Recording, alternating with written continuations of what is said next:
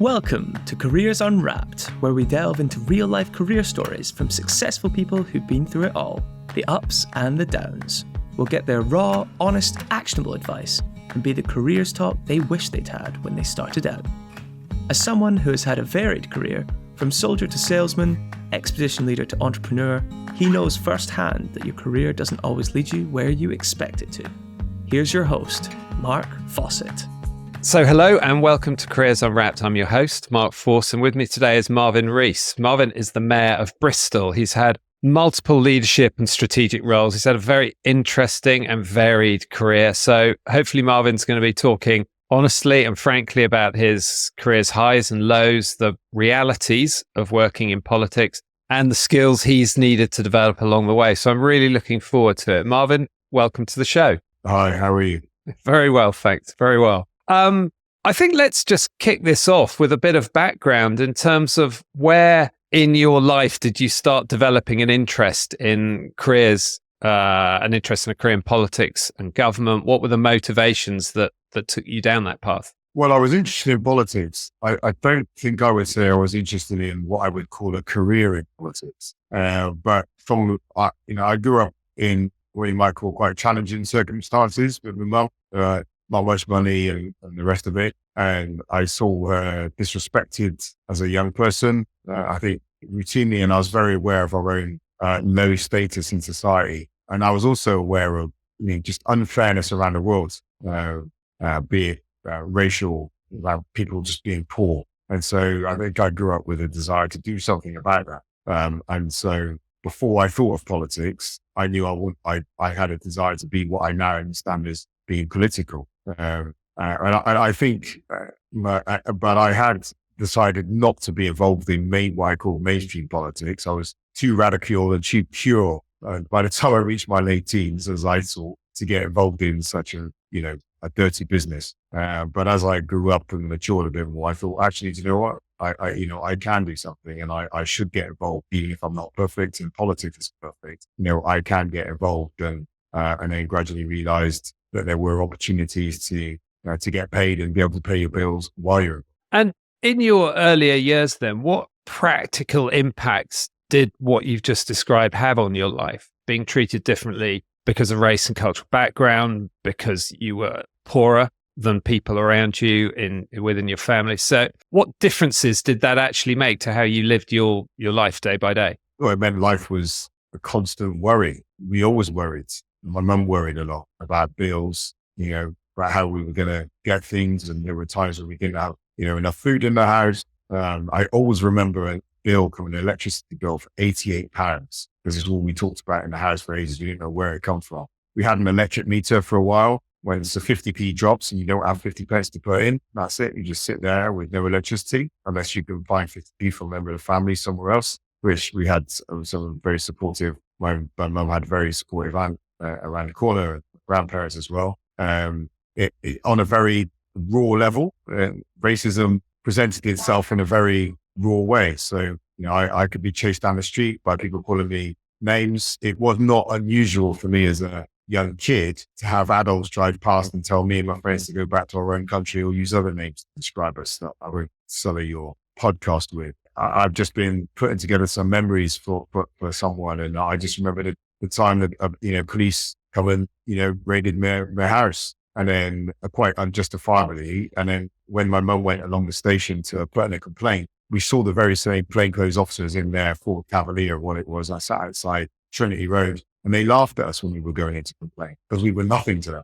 them. So those feelings of being on the margins, of being nothing, really have been a drive for me, and a drive to be someone who can protect my family, but to overturn the way the rules run so other people don't have to experience that kind of second class or even third, fourth class status in this country and this world. So that is clearly very raw still and real. And obviously your work as Mayor of Bristol has been shown across the UK. What did you take forward from that as a first step in terms of taking some action before you stepped into anything you could describe anywhere near to mainstream politics? What are the first things you did say, I'm going to do something? Well, straight out I first off, it informed the degree I chose. I went to study politics and economic history at university. I had wanted to join the Royal Marines actually, but my eyesight didn't let me go in. So after university, when I didn't quite know what to do, I went to work for Tier Fund, a development agency, and working with the poorest people in the world in over 100 countries at the time, including the UK, and started to do not just international development, but advocacy work, campaigning work. So Tier Fund was involved in the beginning of Jubilee 2000, the campaign to cancel developing world debt. They were very early drivers within the fair trade movement, as well, working on anti-slavery campaigns, anti-landmines campaigns as well. Then I went to Washington, D.C. I worked for an organization called Sojourners, a guy called Jim Wallace. He's very close to, Obama, but they were working on the aftermath of the civil rights movement, really challenging U.S. institutions on their domestic policy and their foreign policy on the intersection of race, class, and faith and poverty.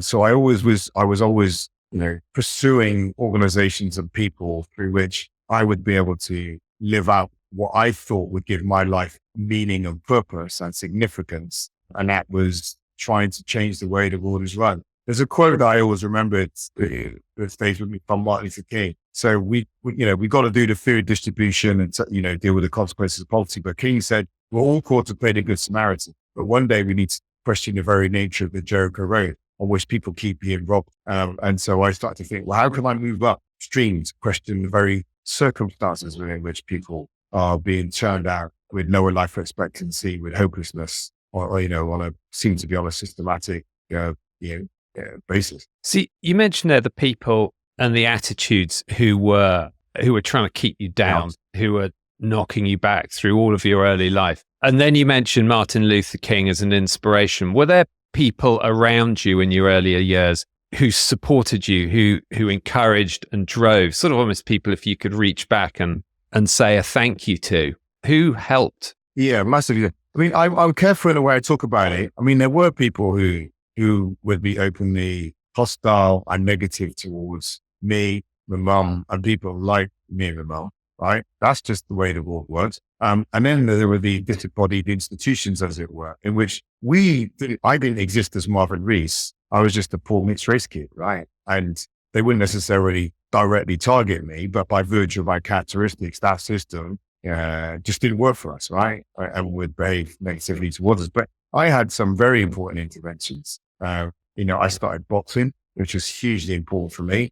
Gave me self-esteem when I didn't have much self-esteem, taught me to fail, discipline, structure, and all the rest of it. And my coach, Jimmy, was really important. I did have importantly, I had a loving family. My grandparents were really important. My aunt, Glennis, and my cousins, Dennis and Anthony, they were older than me, but they really spoke positively into my life. It was them that actually gave me my sense of adventure and put me on track to try to join Marines when I was a kid, which ultimately I didn't do. But during the course of going through the process of trying to join, it opened up opportunities for me that I wouldn't have discovered if I hadn't been pursuing that, as an option. I had a very important teacher called Mr. Jennings. This one goes out to all the teachers, actually. It was Mr. Jennings wrote in my school report. I was lost as a 13, 14-year-old mixed race kid in 1980s Britain. I could be chased down the street by people calling me whatever and this, that, and the other. So I knew I wasn't white and I wasn't totally welcome in this country, even though my white heritage, is strong. And at the same time, one of my black friends said to me on the way to school, Marv, so in a war between black and white, which side are you going to be on? Because I was a half caste. If you could talk about that, I was half caste, half breed, an object of suspicion in some senses. And I was locked in the middle of that. So I was having a tough time for many reasons, that and my poverty. But Mr. Jennings wrote a school report, and because I had started to act up to try and pretend I didn't care about school. But he wrote, Marvin, the war could be your oyster, but the way you're behaving, you're not going anywhere. And anyway, there was a lot around it, but I trusted Mr. Jennings, and I took that school report home and I read it as just about to turn 15. And I thought, and it just hit me. I read it over and over again, sat on my bed in my house in Eastbourne, and it hit home. And I decided that I would go to school the next day and I would try and do something. When I first ran for election, so how many years, kind of nearly 30 odd years later, I invited Mr. Jennings to the launch of my election campaign, and he came. And we did it at my old school where he taught me. And after I did my interviews, I said, Mr. James, it was really important. Thanks for all you did for me. I said, you wrote that school report for me. Do you remember writing it? And he said, no. And I've said to teachers, you never know, right? Your words, someone may come back 30 years later and tell you that you said something to them that made all the difference in the world. They may never come back and tell you that, but never doubt that your words are landing in people's lives. Yeah, I think, as both teachers, but also as parents, you underestimate the impact sometimes that one set of words at one particular point in time can make, because of course you're communicating all the time. Yeah. But at some point, especially in your role now, meeting a lot of young people through the work that you do, some of the things you say will wash over them, but some of them will land, and you may never know which young people they've landed with and the impact that they've had on them as well. You mentioned that you'd looked at the Marines, but your eyesight didn't let you in. Many years ago, I was in the army for a number of years, and I trained young soldiers, many of whom had a variety of really tough and challenging backgrounds. And I saw with them over time the impact that someone believing in them, guidance, discipline, all of these sort of things combined worked really well for a lot of them. Sometimes it didn't work for them, but for a lot of them, it really gave them that lift. So from your side, you chose a very strong, robust education route, university, further learning beyond your degree there, and that gave you a lift up. But you drove that yourself. When did you first decide to move into active politics, something where you had to be elected? You mentioned your first stab at that was about 30 years ago. Yeah, well, I would say, by the way, I did pre-RCB as well as a POCB, POC, Potential Officers course, and an AIB. And I passed all those, which was, again, that intervention for this kid, he would turn up. I mean, if you're in the army, you'll know. I turn up, I'm from a state school, I'm a mid-grade kid, and I'm on these officers courses, right? And I've just written about that because I did all right on those things. And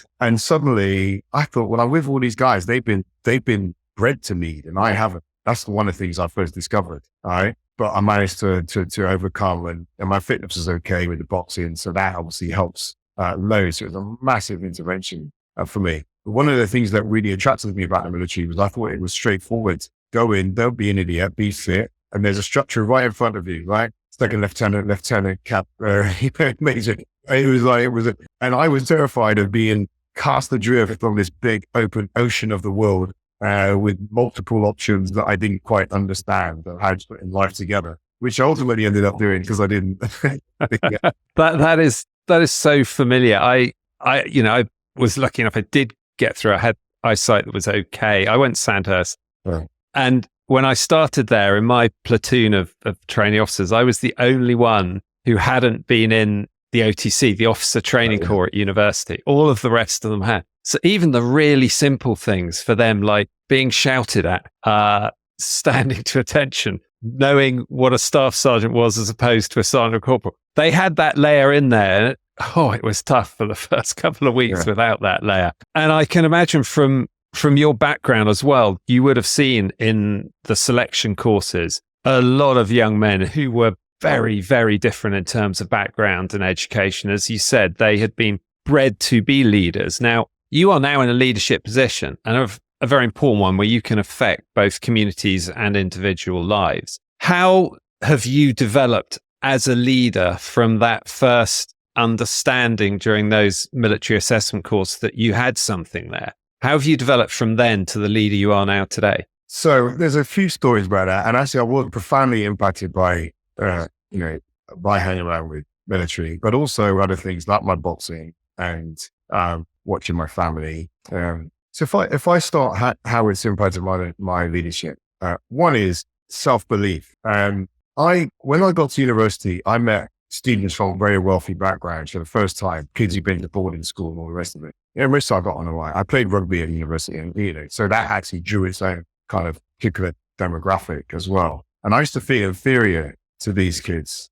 Cars. I went to visit someone in his house. It was just outside Surrey, Guildford, and his dad was a trader and all this. And there's me from a 2-up terrace on Stewart and Reese. And I said to my friend, it's actually something I've discovered that I did do. I said to my friend the other day, I wish I knew then what I know now, because I would have said, when you're talking down to me, and they did on occasion talk down to me, they used to make jokes about black people being criminals, to kind of having banter. I would have said, well, how much did your parents spend on your education? Well, 300 grand, 400 grand. And you're at the same university as me. So your parents must be gutted because they didn't drop £200,000 for you to be at the same university as this state educated kid, right? And the flip side of that, by the way, is that pound for pound, opportunity for opportunity, hour for hour, I've done better than you. Now, it's not a statement of arrogance, but I do share that with young people as they're coming through. Young people I interact with a lot from backgrounds in which they may go off to a Russell Group University or Oxbridge and they come from poverty. But at that moment in time, that's a truth you can drop. They should be there. So why are they trying to take any credit for it? You shouldn't be there. So you should be taking all the credit in the world. And as an army officer, you'll know that, right? It's not just did someone coast through the program. It's what did they do with what they had in front of them. And that, if you can, I've said to them, if you can get a hold of that truth and own it, your background of deprivation or hardship will be less of a burden, a sort of embarrassment, and become your superpower. Because every day you know how far you've come. But there's a story, again, I went up to Lake District as a young guy trying to join the Marines. There were 16 of us up there, 12 going to become naval officers or planning to, and 4 for the Marines. And we did this exercise on the hills that day. And a Royal Marines officer, they gave the debrief at the end of the day because we'd all started running up the hills. I mean, all testosterone flying all over the place. No one wants to be the first to stop running, snot running down your nose because it's winter and you're up on the lakes. And he got us back and he said, you guys, you think that being a great Royal Marine officer is about carrying 100-pound packs up mountains. So the element of that's true. But the best officer will find the best map reader and give them the map, best shot and give them the rifle, and the fittest guy and give them the heaviest burden.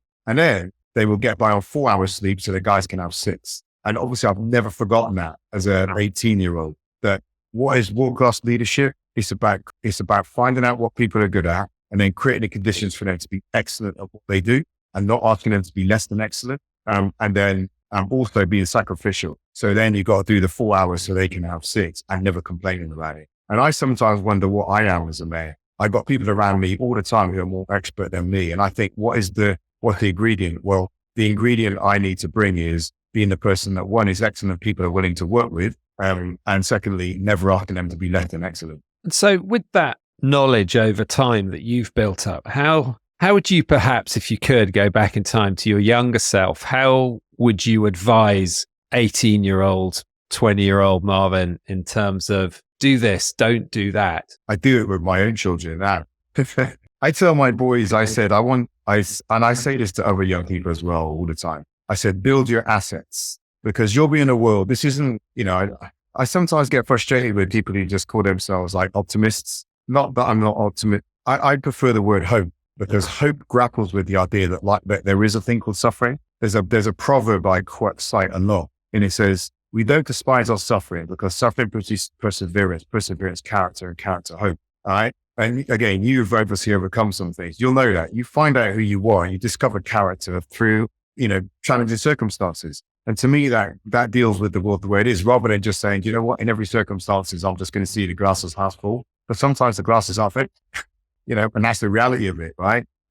So I like that. But I say to my boys and other young people, I want you to build 3 assets because sometimes in the world, people will make decisions or institutions will behave in a way that work against you. And if you've got your own assets, you'll be able to stand up against that and make your way. One asset is be intellectually strong. So read, right? Make sure no one can turn you over with a couple of sentences. You don't have to be, Einstein, but just be smart, right? And you can acquire that.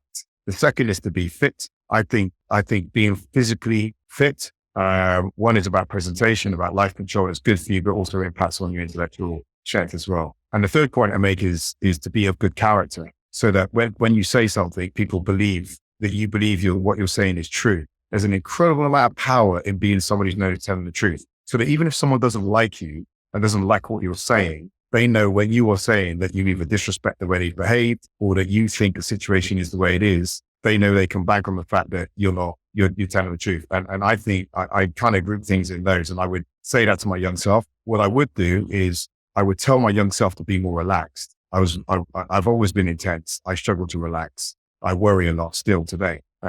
And I wish I'd made I developed habits earlier to make space to actually enjoy life as well as just working, grinding through life. So with the knowledge you were building in your 20s, I presume, and with the skills and with the education you were getting, at some point you said the route that you now wanted to take was actually to move into politics, to become an elected politician. How does somebody start down that route once they've decided that's what they want to do? I mean, in a practical way, how do you first get elected into a political role? So the big broad background is built, you have to build some assets out there. Yeah. So when you talk about having a varied career, I would call it chaotic, actually. There was I'd lost that structure that I talked about earlier on that I wanted to pursue. And so I was like, I was looking everywhere. Where can I go to do something? I just want to do something. And I was grabbing any opportunity that came, and it wasn't structured. But looking back, what I have is a collection of experiences that I'm able to give, organized bit meaning on. The practical route in was this. I had actually sworn off politics. Like I said, I think it was young enthusiasm. I just thought politics corrupting and could not be saved. And I would never study myself and sell out by getting involved. And I then got involved with an organization called Operation Black Vote that was set up by Simon Woolley, who's now Lord Simon Woolley. And they were looking at the lack of Black and Asian people voting initially. And that moved into, well, we should get more Black and Asian people elected. And Simon, and that's talking to the political parties, but it's also talking to people like me. And Simon gave me a very blunt challenge one day. He said, Marvin, you've got a great analysis on why the world is so rubbish, but what are you actually going to do about it? Get out, join a political party, put yourself forward for selection and get elected. And that was the route in. And there was those basic levels. I joined the Labour Party.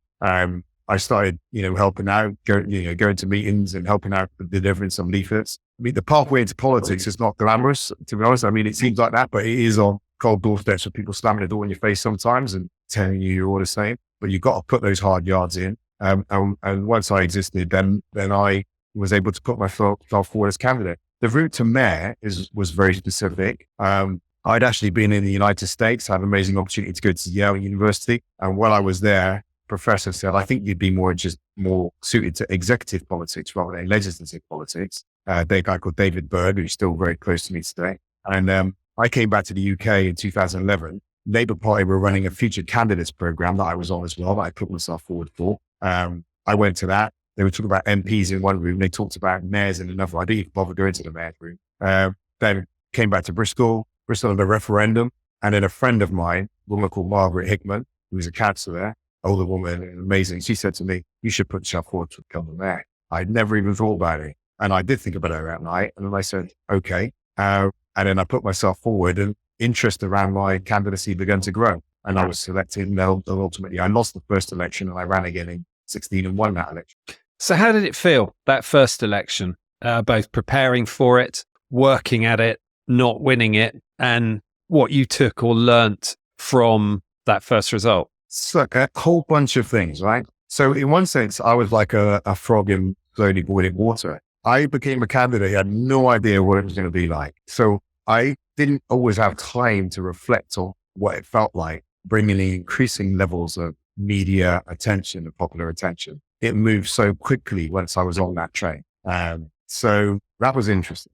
But it did begin to feel really meaningful because there were people from backgrounds like mine that were really taken by it. And I would say there was a bit of kind of a universal parallel, because when I was trying to train and read, I was apparently going to be the first British-born Black Marine officer. And then when I was going for mayor, I was going to be the first person of Black African heritage to become the mayor of any major European city. And obviously I lost in 12. That was painful, not least because the person that won it was quite a wealthy guy, but he'd resigned from political parties and ran as an independent, and then started complaining about the political establishment. And apparently I became a representative of the political establishment. Like, hold on, you're probably educated, Winchester College or whatever it was, Russell Group University in the 60s, and I'm the establishment. And I found that personally quite painful, but I think it is a thing of the moment. A lot of rich people who are absolute establishment characters claiming to be anti-establishment. It seems to be a fashion, chomps and jots,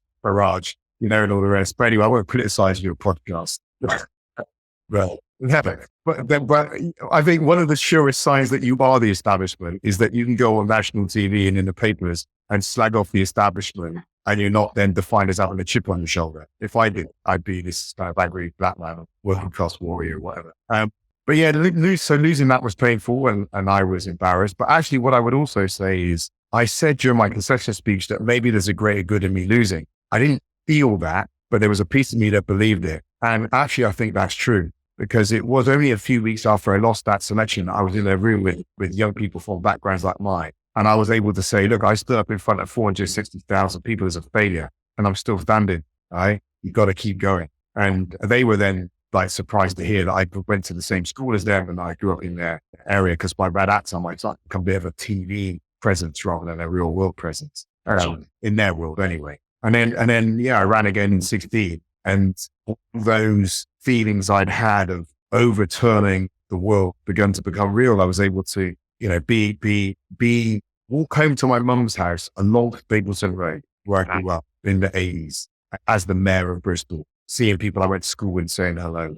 That was very incredibly special. And it must have been amazing, some of the responses from the people who'd known you as a youngster, as a teenager, early 20s, to see you, but also to see this figurehead in Bristol demonstrating what you can achieve. How did that come across? Did you hear from them? Did they speak to you? Did you get messages after you first won election? Oh yeah, like loads. Yeah, I mean, and I'm wary of this because I don't ever want to sit here and come like I think I'm anything special and all the rest of it. But it would be silly of me to step away from or deny the fact that me being, this mixed race kid from a single white woman who was bringing me up in proper kind of Catholic go home type era, in which other mixed race kids were taken from their parents and put in the care system. I mean, as far as my mum was told to put me up for adoption when she had me in 72. If she was a good woman, she was told that's what she would do. And she, to overcome that, I got 5 C's at GCSE. I wasn't allowed to go to 2 of my classes. I was dropped after the 4th year 10, because my behavior was not great. To come from all that and then end up the mayor of this very city. And downstairs is what in this building is the cash hall. It's where people used to come and pay their rent. My mum come and paid her rent. And I have a memory of being a child coming in this building with my mum, and people being incredibly rude to her. And she came in to see me one day, disrespectful to her really. She came in to see me one day in my office and we walked through the cash hall. And now I'm the mayor. And I said, Mum, you used to pay your rent, didn't you? She said, yeah, I remember that. And and so it matters. And then outside, when I was out the other night, we stayed at my mum's for a couple of weeks while we moved in the house. And my boys love football, and they were at the front of the house playing football with all the kids. This is a part of the city where there are a lot of migrants, a lot of Syrian kids, Somali kids, African kids down there. And I went out to play football with them. And the kids were going, "Are you the mayor?" I said, "Yeah." And they went, "Where's your security?" I said, "There's a guy up in his flats looking at us down here, just joking around." And they kept talking to me. And then, it dawned on me, how many of them would be playing football with the mayor of their city, on a Friday night on a scrap of grass in an area in the top 1% race to pride. So for all the stuff that we've done around house building, bringing Channel 4 to Bristol, signing £1 billion deal on energy decarbonisation, getting 100 million to revamp Temple Quarter, those moments like that, they really matter to me, and I hope they matter to those young kids. Now, politics itself, and it's interesting you describe there in the same sentence, both the big money, the big ticket items, which invest in infrastructure and community, but also down to the individual person, child even, and their lives. So you first win election, and now you actually have the job to do. And we know from a lot of research we do with young career starters, young people as well, that trust in politics and politicians is so low at the moment, with views of corruption, of confrontation, of compromise. And then you're now actually in the job and you've got to deliver. What are the realities you discovered about how hard that job can be, the compromises you have to make in it, the ways in which you have to both hire and bring together the right sort of people? What was it really like once you got the job? Well, I came in the middle of austerity. We were kind of 6-7 years in. We were just about to have the Brexit vote, and an increasingly febrile political climate. So it was very challenging coming in anyway. One. Secondly, I don't think the organization expected me to win. So one of the biggest challenges was making sure the organization would now begin to respond to political leadership. This is a challenge most politicians will recognize. There was a piece on Radio 4 a few weeks ago. Evan Davis was talking to people about the concept of rubber handles. People get into national government, they pull on the handle of the civil service and they just bend. They don't prise your fingers off. They just say, yeah, pull away. We'll just absorb your thoughts and make no difference. So we were like, well, how do we make sure this organization does respond to what we want it to do? Because you can't just say, well, that was the old political leader. Here's a new one. Yeah, sit in your office, having political debates and we'll crack on. We wanted to make a priority on housing delivery. We had to turn this organization into an organization that delivered housing. We wanted to be very aspirational. We wanted to make sure children were fed, had a priority on child hunger. So that was a massive challenge. Steve Bullock was a mayor of a London borough. He was Lewisham, and he said to me before I was elected, he said, when he got into office, he walked in and there were all these levers, metaphorical levers. And he found when he pulled on them, they weren't connected to anything. So we had to get someone in and make sure that his levers he had available to him were connected to the organization and to the city. I think the second challenge is something that people don't often appreciate is, yes, I am the mayor, but I do not have command and control power in Bristol. There are lots of points of sovereignty within Bristol. Now, I clearly have some power and influence, but the National Health Service is its own organization, right? It's not accountable to me. It's a massive presence in the city, both providing services and employer. The universities in Bristol are like small towns, tens of thousands of students under the sovereignty of the University of Bristol and University of West of England. And so actually, we developed an approach that Andy Marsh, our former chief constable, described as convenient arts.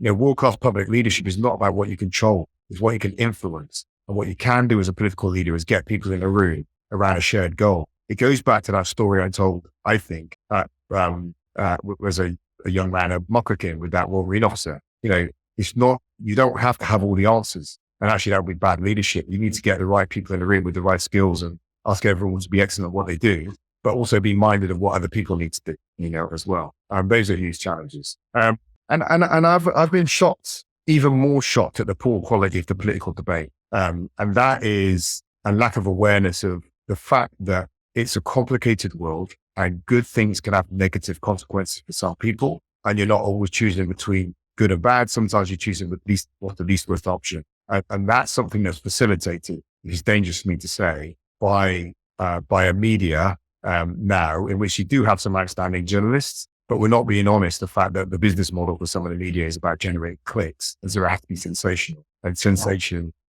is soap opera. So some of the interpretation of what is legitimate political debate becomes hits back, hits out, slams back and forth, and that. So politicians feed the media feed the politicians, and it takes us down a bit of a rabbit hole. Yeah, I see that myself as somebody who needs to stay in touch with different viewpoints, political viewpoints, because they affect a lot of the areas I work in and around education, young people, social mobility, and those sort of areas that the right-wing press has got steadily more and more right-wing over the last 5 or 6 years, and the left-wing press steadily more and more. And so finding that voice that is not apolitical, or that is apolitical, that's more in the center is harder and harder to get. And I think it's very interesting here you describe actually getting things done as a mayor. It seems to be far more about how you can use your personality, your leadership skills to take people on a journey, far more that than your ability to be able to say,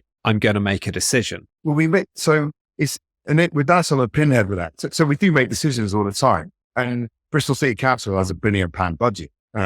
So we provide services. If I give you an example of that, in spring 2022, we were just ramping up into the cost of living crisis. I have a pattern in my diary that I meet with frontline community development workers once a month. So we were looking at how we prepare for the cost of living crisis. And I said in that meeting, all right, but at least in the spring, people are turning their heating on. We know that at the end of 2022, fuel bills are going to skyrocket. So what happens in the cost of living crisis when people need to put their heating on? So we come up with this idea of warm places, which then got described as banks, right? And we call them welcome spaces in the end. Places people could go to be warm when they couldn't put their heating on. So we set out, long story short, to set up 25 warm places around Bristol. We ended up with 106, right? But that's because we didn't go and say, right, here we are, we're Bristol City Council, here's our budget, we're going to establish a welcome place. We offered an idea to the city and a framework And what we found was that faith groups, community organizations came forward and said, that's what we want to be.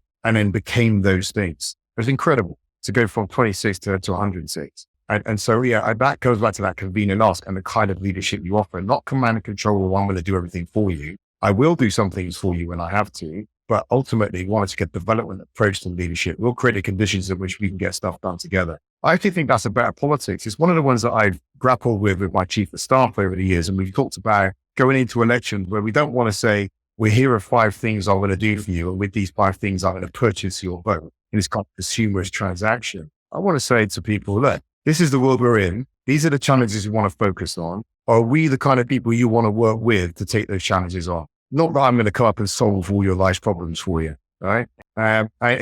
It doesn't fit into a leaflet, so it makes it a difficult one. But we've tried to have that approach. Yeah, I mean, there's a whole nother conversation there, and how much people perhaps expect government and politics to be able to fix things for them versus how much is down to them, and the political environment is trying to create the environment for them to move on rather than hold them in their hand the whole way through their life. It's so tricky. I mean, your job is not one I would pick myself. And so what's next for you then, Marvin? Where next? I just have to be a bit careful on that last point because it's like we could say choose and draw different conclusions. I think government does have a role. Absolutely. I'm on the left of politics. If you just leave systems to run, we find out stronger, the weak get weak, exploited, and there has to be an intervention. Housing market, we intervene. We do it with our children. We don't talk to our children of mixed abilities and say, right, I'm going to treat you all the same. We say to our children, hey, I see this child has this skills and abilities and weaknesses. This child has this skills, abilities and weaknesses. And we treat them differently. And that's the way we should do. Government has that role to intervene in the economy, in politics, and treat people differently. But what I have said to people is I'm not bringing my children up to be dependent on public services. Right? That's not a dignified life. And I think sometimes people can define government wholly in terms of services when my aim of my kind of politics is powerful communities who have power irrespective of what decisions government does not make. Goes back to my point about building assets. So I call it a community development approach to political leadership. So that's just one of the, before they start calling me, I knew he was a conservative. Well, I think also what you described there for me is a little bit about the difference between management and leadership. And sometimes in politics, we can see management, we will provide this amount of budget for these services. These services will be run this way. There will be these targets for who these services support and how many. And leadership is more about painting a picture and a vision, and use the word hope earlier about how things can be different and how things can be better. Because if people buy into that, as they did with your warm spaces, they buy into it, they'll do a lot more of it for themselves, not just expect government to solve it for them. So there's a balance, it seems to me, in your type of role, especially in a mayoral and executive role, between leadership and management and having both of those. And you need both of those strengths in that type of role. We need both. And again, my health warning on that is, but what you can't have is government saying, we're going to cut 10 million. We'll give you a grant for 100,000 and then tell you to get on with it. Go back to we can't have that kind of trickery going on where a government abdicates responsibility and it says, well, we're doing a development. No. You have to front load investment in people's skills and capacity so that they are in a more powerful position, more able to do stuff. Again, it goes back, that some of that reinforced by my work with Tearfront, right? Tearfront is an interventionist organization. It goes into situations of poverty and says, right, we're going to work with you to help you overcome. But Tearfront would also have said, but if we're still doing stuff the stuff that we were doing in year 1 and year 10, we failed because all we've done is taken some kind of colonial approach to some African village and made them dependent on Western donors. So there has to be a change when we do intervene. The nature of that relationship has to change during time. I think that's what I've tried to bring in my politics. We're all been successful. I don't know, but that's what we're going to do. Now, one area we've both been involved in is youth expeditions. You're the president of the British Exploring Society, and I many years ago used to lead expeditions, young people, particularly into mountains and jungles of South America. Why are you involved with that? What have you got out of that? And what have you seen in terms of its impact upon young people? So I got into it initially because I had that real sense of adventure. I think my cousin joined the army, and as a kid, I really wanted adventure. I think my teacher saw that, and it was actually Bob Jennings, the teacher I mentioned earlier, came up and they'd said, "Marvin, there's this thing called British Schools Explorer Society. Do you want to go to Iceland?" I was like, "Yeah." And I applied the first year. I didn't have enough experience. So he sent me up to Lockheed, some winter skills course in February with my best mate, Tyree, and got my winter skills and applied the next year and went off to Spitsbergen. And it was, again, one of those pivotal, life-changing moments for me. It's climbing mountains that no one ever climbed before, falling down a crevasse, nearly dying. Didn't have a rope on, very silly, so glacier. Cooking on an open fire, sleeping in an igloo, cross-country skiing. One of the profound moments actually was on our adventure phase when they just gave four of us, they gave us maps and said, see you in 3 days. 4 18-year-old kids just climbed a mountain that no one ever climbed before, sat on the top at midnight while the sun went round. And actually, what was so profound for me in that moment, I was looking out over an area called Trollheim, hundreds of mountains and glaciers, and I could see lakes and fjords in the distance. And I looked down below me and there was a crevasse. And I thought, if my body fell down that crevasse, no one would ever see me again. And I was incredibly aware of the fragility and the smallness of my life in the face of all I was seeing. But ironically, when I was aware of how small and fragile my life was, I was intensely aware that I was alive, aware as I was alive more than I probably had been up to that point. And that was profound for me. And I want that for other people. Getting outside of the boundaries of my life, getting outside of Bristol, was hugely important to give me a sense of hope and life's purpose. And now with British Explorer Society, that's what we do. We give young people from all backgrounds an opportunity to experience adventure, and hopefully it's a life-changing adventure. Marvin, thank you so much for coming on today. There's so much I've taken away from this. And I know we haven't even touched on some of the roles you did earlier in your career in terms of journalism, NHS and other areas like that. But you've banked skills, you've banked experiences, you've clearly reflected on them as well over your time. And I think that there are 3 things in particular which I take away from this, which you described as your assets, and the need for everybody to build those assets, to be intellectually strong, to be fit, physically and mentally fit, and also to have strong character. And those 3 things I particularly take away from this. And I think anybody starting out in their career, whatever direction they're going, could benefit well from taking that on board. There is one question I often ask at the end of this, but we want to keep passing on this baton of careers experiences and careers stories to sort of help inspire people starting out an earlier stage in the career. And is there anybody else who you think we should get on here whose career experience, whose career story would be both useful, interesting, and hopefully inspiring to others? I think there's a number of people start rolling through my mind. It's painful to have to choose one. I tell you what, there's a very interesting man called Grant Mansfield. Grant comes from a working class background, but he founded Plimsoll, which is a production company, a television company. Plimsoll is the largest independent production company outside of London. And at the moment, I think it's the world's second largest producer of natural history broadcasting. And Grant's journey through the television industry from his working class background, being a founder of this phenomenally successful TV company, I think would be fascinating. He sounds exactly like the sort of person we want to get onto. So Grant Mansfield is someone we'll have to reach out to. Marvin, thank you so much for joining us. It's been really interesting. I could go on and learn more, but this has been really useful. I've really enjoyed it. And thank you very much for unwrapping your career for us today. No, thank you. Hope it was useful. This podcast is sponsored by We Are Futures. To find out more about We Are Futures and how we can introduce your brand, business, or organization to the mass markets of tomorrow, visit www.wearefutures.com. Make sure to search for Careers Unwrapped in Apple Podcasts, Spotify, Google Podcasts, or anywhere else podcasts are found. Remember to click subscribe so you don't miss out on any future episodes. On behalf of the team here at We Are Futures, thanks for listening.